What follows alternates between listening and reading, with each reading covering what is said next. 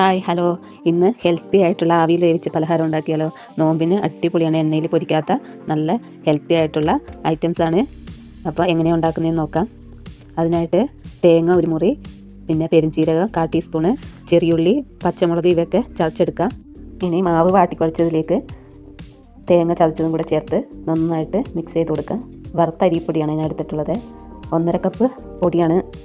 അതിലേക്ക് തേങ്ങയും കൂടെ ചേർത്ത് കുഴച്ച് മാറ്റിയതിന് ശേഷം ഒരു പാൻ വെച്ച് അതിലേക്ക് കൊത്തിയരിഞ്ഞ് ചെറുതായിട്ട് അരിഞ്ഞ ഉള്ളി, സവോളയും ക്യാരറ്റും കൂടെ ചേർത്ത് നന്നായിട്ട് വഴറ്റിയെടുക്കാം. പെട്ടെന്ന് വഴന്ന് വരാനായിട്ട് ഉപ്പ് കൂടെ ചേർത്ത് കൊടുത്തിട്ടുണ്ട്.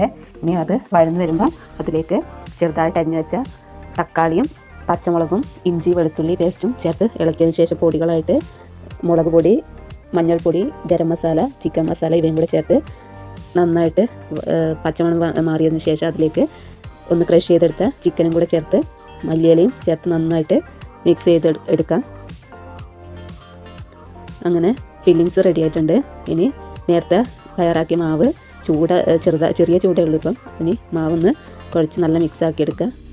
ഇനിയിപ്പോൾ ഇതാ ഒരു ചെറുനാരങ്ങ വലിപ്പത്തിൽ ഓരോ ബൗളും ആക്കി എടുത്തതിന് ശേഷം വാഴയിലയിലാണ് ആക്കിയെടുക്കുന്നത്. ഇനി അതൊന്ന് റൗണ്ടിൽ പ്രസ് ചെയ്ത് പരത്തിയെടുക്കാം. ഇങ്ങനെ ഇതുപോലെ റൗണ്ട് ആകൃതിയിലാക്കിയതിന് ശേഷം അതിലേക്ക് ഫില്ലിങ്സ് വെച്ച് കൊടുക്കാം. ചിക്കൻ്റെ എന്നിട്ട് ഇതുപോലെ ഒന്ന് പ്രസ് ചെയ്ത് മടക്കി ഈ ആകൃതിയിൽ ഇതുപോലെ ഷേപ്പ് ചെയ്തെടുക്കാം. ഇനി ഇഡലി പാത്രത്തിൽ വെച്ച് വേവിക്കാം. അങ്ങനെ ഓരോന്നും അങ്ങനെ ഫുള്ളായിട്ടും ഇതുപോലെ ചെയ്തെടുത്തിട്ടുണ്ട്. ഇനി അതൊന്ന് അടച്ച് വെച്ച് വേവിക്കാം. ഇനി മാവ് കുറച്ച് ബാക്കി ഉണ്ടായിരുന്നു. അത് ഞാൻ ഇതുപോലെ റൗണ്ട് ആകൃതിയിൽ ഓരോ ബൗൾസും എടുത്തിട്ട് ഇതുപോലെ ഒന്ന് കുഴി പോലെ ആക്കിയിട്ട് അതിലേക്ക് ബാക്കിയുള്ള ചിക്കൻ്റെ ഫില്ലിങ്സ് വെച്ച് ഒരു കട്ട്ലേറ്റിൻ്റെ ആകൃതിയിലാക്കി എടുത്തിട്ടുണ്ട്. ഇതുപോലെ ഷേപ്പ് ചെയ്തെടുത്തിട്ടുണ്ട്. ഇനിയിപ്പോൾ ചെയ്തെടുത്തിട്ടുണ്ട്.